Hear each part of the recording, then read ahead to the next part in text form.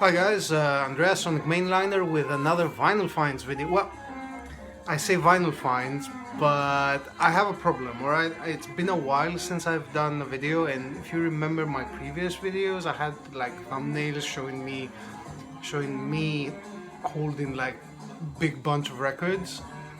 Now, I haven't stopped buying records since.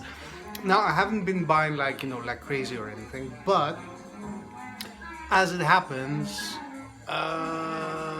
these things accumulate. So I have a lot new stuff that I haven't shown. And actually, I have my main stack, which you can see the top of it over there, which is like the new sort of stuff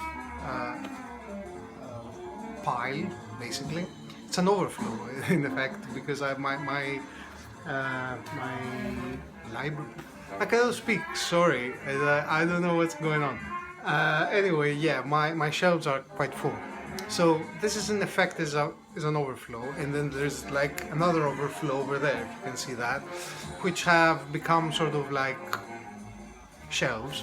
And then I have another overflow which you can also see over there, and then that is sort of, well, not full, but I put stuff like on the side next to the rack as well.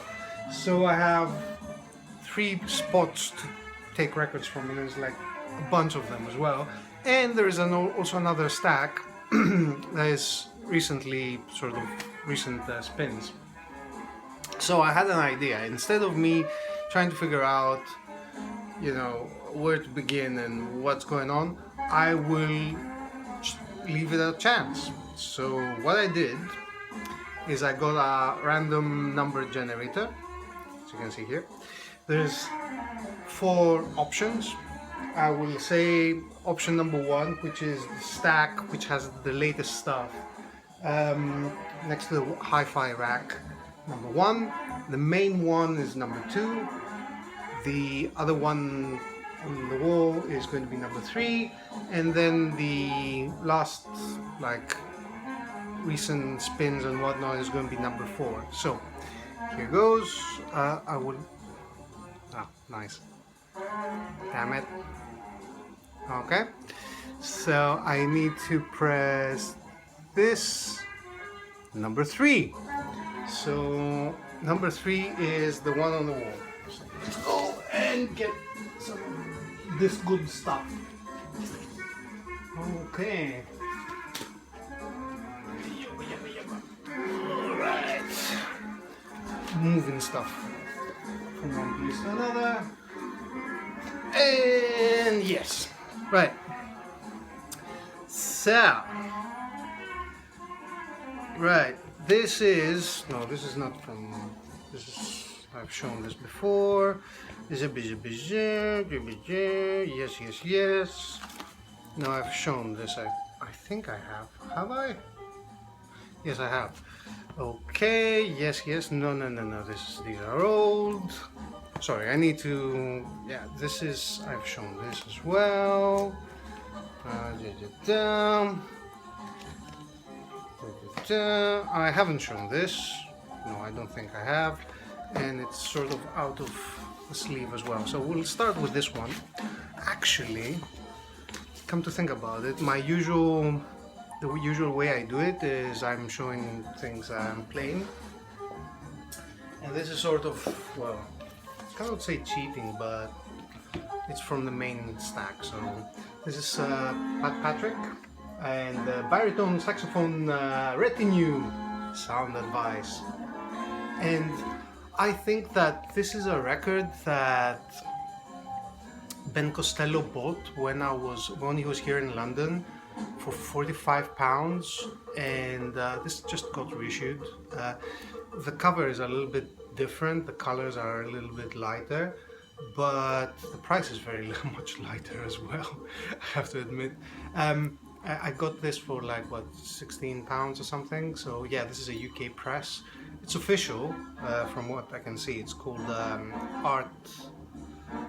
What is it? The Art Yard. Yeah, Art Yard. It's a UK thing, and it has a really nice inner sleeve. And this dude was in the Sun Orchestra, apparently. apparently.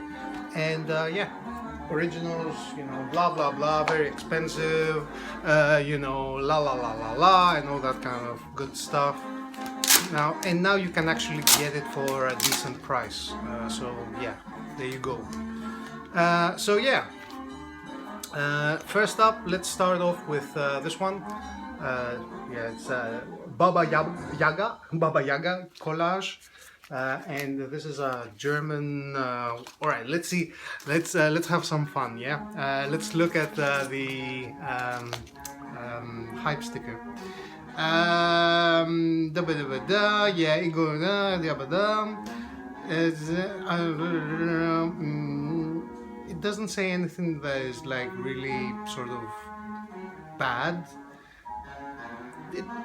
Very, very normal hype sticker. It's unbelievably like descriptive.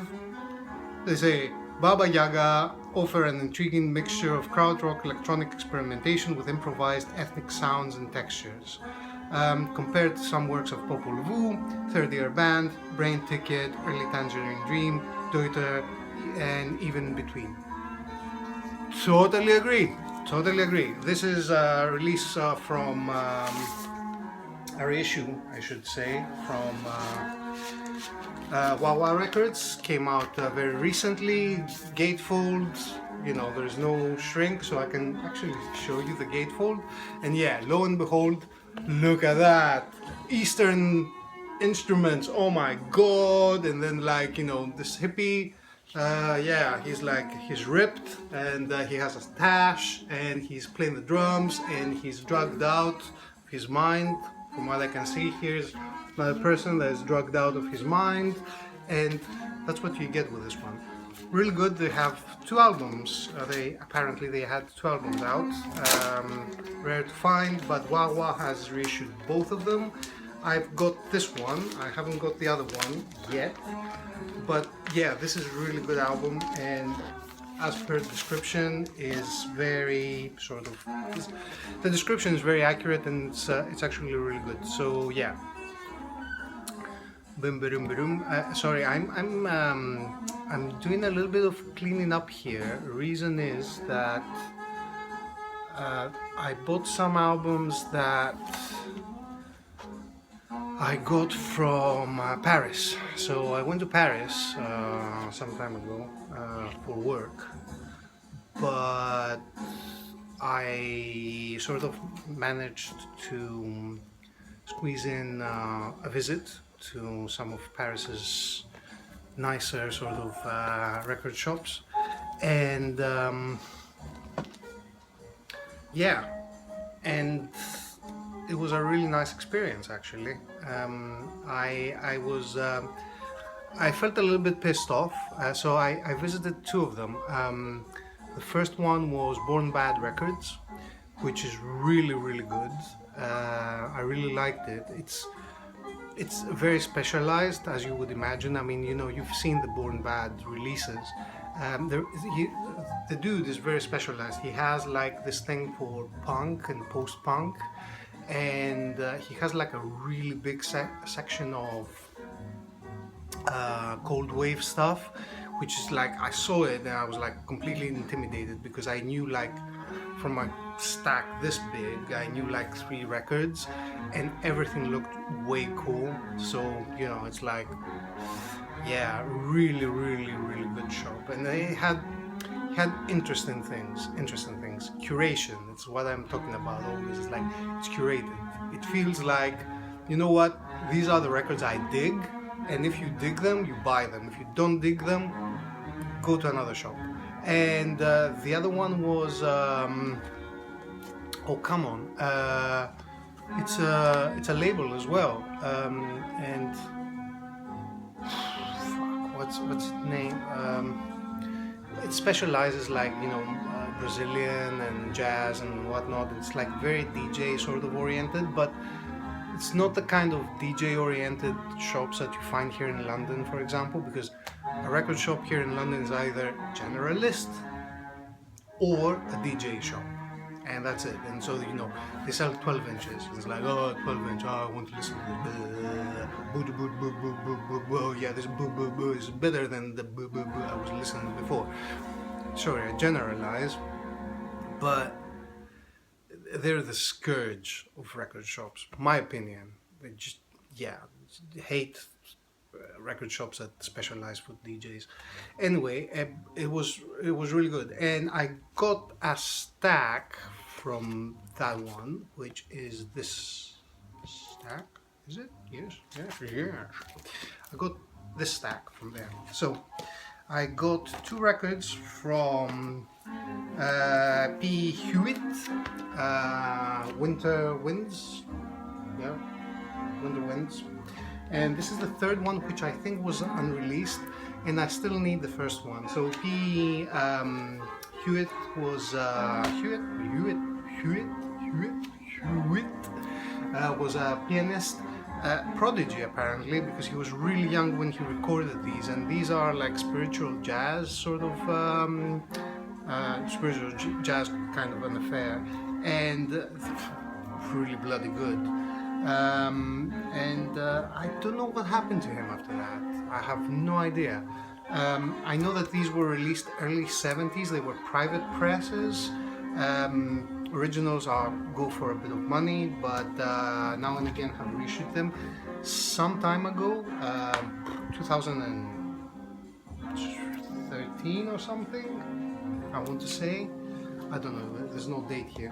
So yeah, and you can get all three of them, and there is even a box set, which I was considering, but since I found these, you know, I just got the individual ones. So yeah, they're all really good, and yeah, spiritual jazz, really good, highly recommended. Then I got, this is from there. Oh yes, I got these two. So it's Ahmed Malek, Musique Originale de Film, this one, and this one, which is Ahmed Malek and Flaco. Flaco. What fucking name is that? The Electronic Tapes. Now, this is, he was, I think that it's this guy here, right here. So he made music for films, and this is like sounds like Ethiopian jazz. I cannot remember for the life of me where he was from originally. I want to say somewhere Egypt, but maybe wrong. So don't quote me on that one. But both of these ones that are on Habibi Funk. Habibi Funk, that is so funny, which means love funk basically. It came out like not too long ago. They're really good. Now this, as I said, is more like you know, Ethiopian jazz and whatnot. This one is Electronic Tapes, but I think, and don't quote me on that, this is me listening to it, is that these have been redone somewhat by this guy Flaco. I don't think that this is original material from 1980 whatever.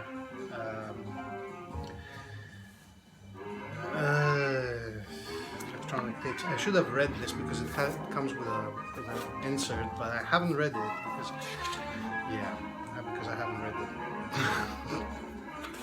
Yeah, I think that this is late 70s or early 80s material, but it sounds very contemporary, and my guess is that they have been tinkered with somewhat. Not that they have been tinkered in a bad way. It's a really good record and highly recommended. Then I got this one because I read about it somewhere, I've seen it somewhere, I listened to it somewhere, and I was like, yeah, I think that this is one of the ones that I need to have. This is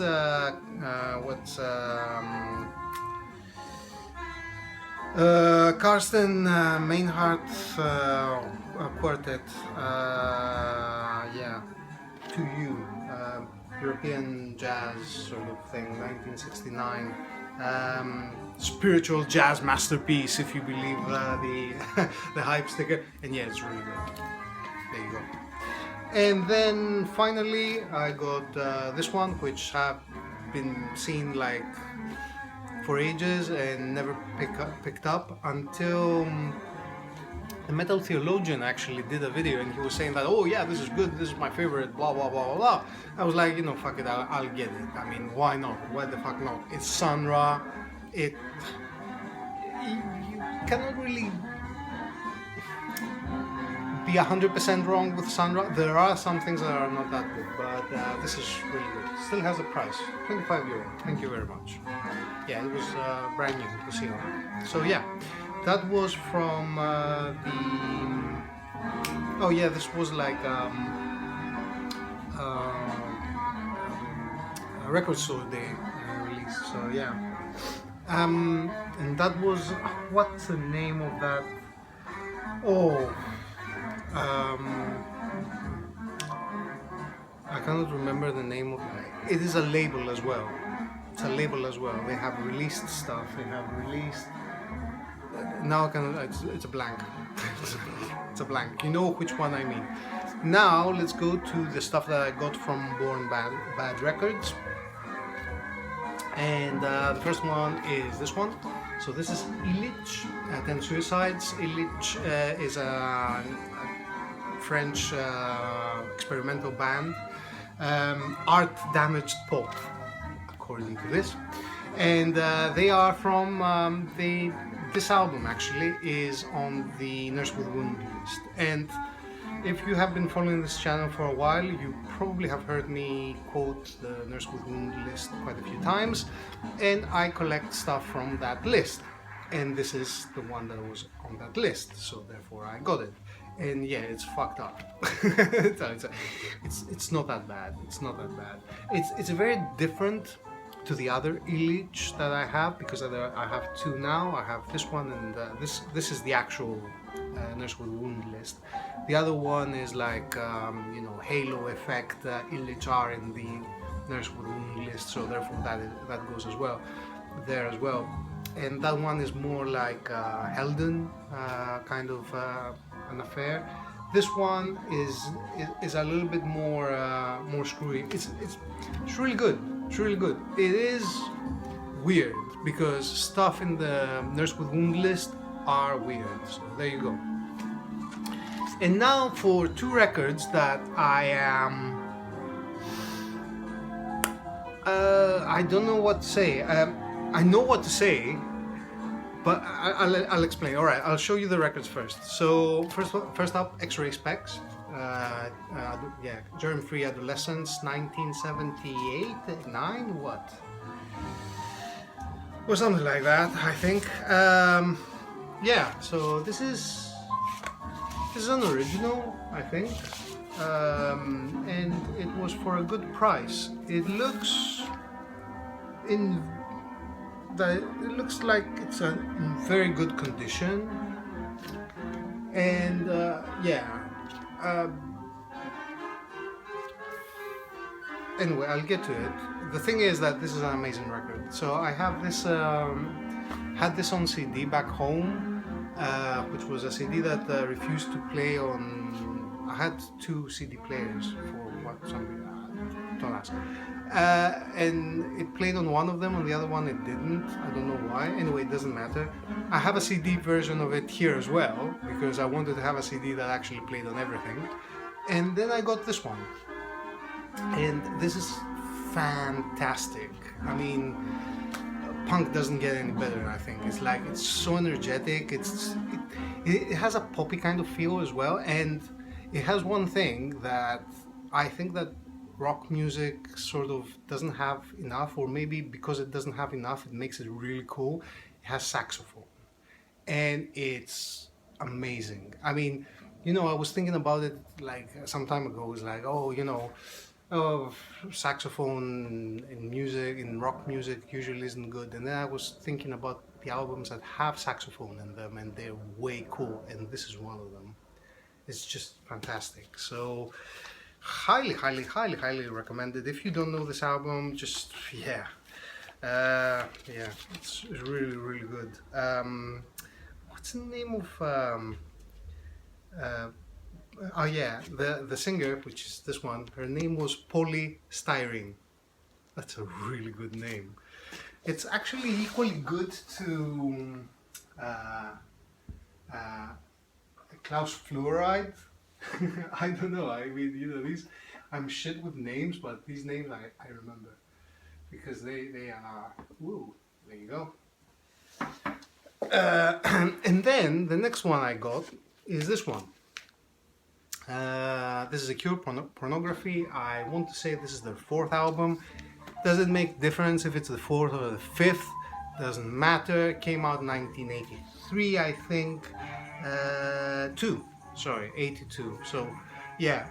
And my opinion, this is their best album. It's just hands down. I think that this is their best album.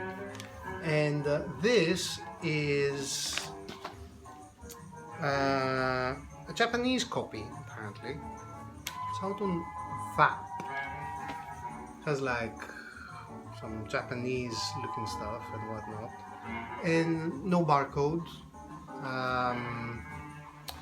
And I saw this and I was like, fucking hell, man, this is a Japanese copy of this, and whoa, yay! And like, but there's no insert, no Japanese lyrics, no. Anyway, I'll get to that. I'll speak about the album basically, because as I said, this is their best fucking album, and it's a really funny thing about this is that I've listened to this quite a lot, so I'm very familiar with it. When it plays, I know what's going to happen next. I can, in my mind, I can sing the lyrics, and but when I'm not listening to it, I cannot remember a single thing about it. I don't know if it happens to you with other albums, or if you have albums that this actually happens. There are albums that you remember the song, you remember the melody, you can play it back in a way, or you can sing it anyway, and that's how it usually works. With this one, I cannot remember a fucking thing, and I'm super familiar with it. It's unbelievable. I don't know how it works, guys. I have no idea how it works. So anyway, yeah, it's really bizarre. The only thing that I do remember is there is a lyric in the first song, which is I don't remember the song title. I don't remember the song titles anyway, but yeah. So it's 100 years, and in 100 years there's this line that goes like two lines actually. Something small falls out of your mouth and we laugh. And when I heard it, it sort of stuck in my mind because it's a bizarre lyric. And in my mind, when I first heard it, the thing that sort of the image that it created was like Danish existentialist experimental film in black and white that is like super bizarre. And that's the image I always had in my mind, and that's the only thing I can remember from this album. And yeah, and the other thing is that years after having listened to it, I don't know if you know the Mighty Bush, but it was a series in UK in BBC, I think, or I don't remember. Anyway, it doesn't matter. It was a UK series. It's like comedy. Well, it was a series, and it was like a little bit bizarre. It was like a little off kilter, and it had this episode where there was this our director, and the director was Jürgen Habermaster, and he was showing like on television his film, the Doctor and the Pencil or something, which was completely bizarre. And it's comedy. It's really funny actually. You should look it up. And when I saw that, it was like, yeah, The Cure. This 100 years, yes, exactly. And yeah, it is a very bleak kind of album, It's not funny in any way. It's very bleak. It's like really sort of dark and brooding, and if you listen to it on a good system, then you can actually hear all the synth work that goes into it, and it's just really like very bleak, like you know, winter, November, cold, rain, people in trench coats, you know, looking down and just walking quickly to go wherever they're going to factory. I don't know, whatever. It's like really bleak. I don't know how they made this album. I don't know how they survived making this album, but they did, and it's really good, and you should listen to it. And now we can speak about all the other stuff. So yeah, I was saying that this is like VAP, and I looked it up, and apparently it's an unofficial release. I bought it thinking that it was used for whatever reason, and it's not. It's actually was actually new, and this got me thinking that maybe this one is an official as well. I haven't looked it up in Discogs. The thing is that I have to say this, is that these bootlegs are really good, and if I bought them consciously, like, I don't know whether this is a bootleg, right? I know that for certain that a version like this, that is like it's replicating the original, because the original didn't have any barcodes or anything, and I think that, yeah, it was X-ray specs on the label. It's we have reached the point where the bootlegs are, you need to actually, you cannot really tell. That's the thing. That's what I wanted to say, basically. Is that you cannot really tell whether it is a bootleg or not. So I have no idea. I have no idea. They sound really good. You know, sound-wise, the pressing is really good. The vinyl is thick. It's like, it's flat. It's quiet for both of these. And I don't know. Yeah, it's you should be, if it looks too good, and you know, usually I've seen bootlegs, and the bootlegs are really badly made. Usually they have like defects that sort of immediately strike as, oh yeah, this is a copy of a copy of a copy. This does not strike as a copy of a copy of a copy. This is like really, this could very well be an original. It replicates an original. If it's not an original, it is replicating it very well. I don't know. I have no idea. Anyway, that's my update. I still have more stuff. I haven't finished.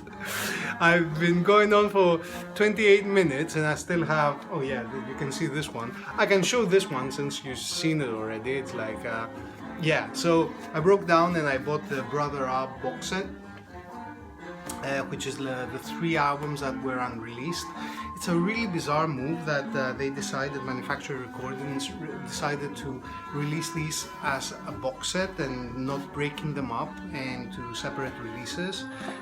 Inside, if you're curious as to what's inside, so there's like, you know, insert and whatnot, and the records are in individual sleeves, but there are no covers. There's no covers for them.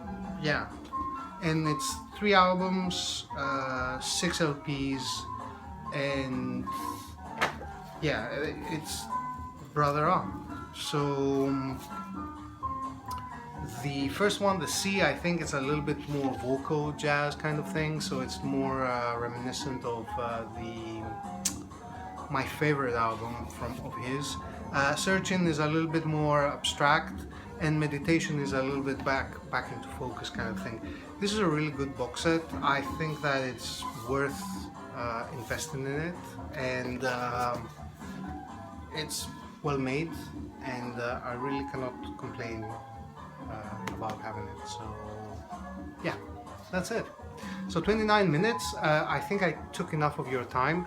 There's still stuff to show you, but I need to pick the thread from somewhere, you know what I mean? So there you go. Anyway, I hope you enjoyed. You know, you can like the video if you liked it, dislike it if you disliked it. I hope you don't. If you do dislike it, then I will come and find you. No, I won't. I don't care. And yeah, leave a comment, like, dislike, you know, subscribe, unsubscribe. Do what you want to do. Do your thing. And hopefully, now that I have broken this sort of situation that I'm in, where I'm stagnant and still there's like stuff that I need to show, maybe I will be doing more videos. Who knows? We'll see.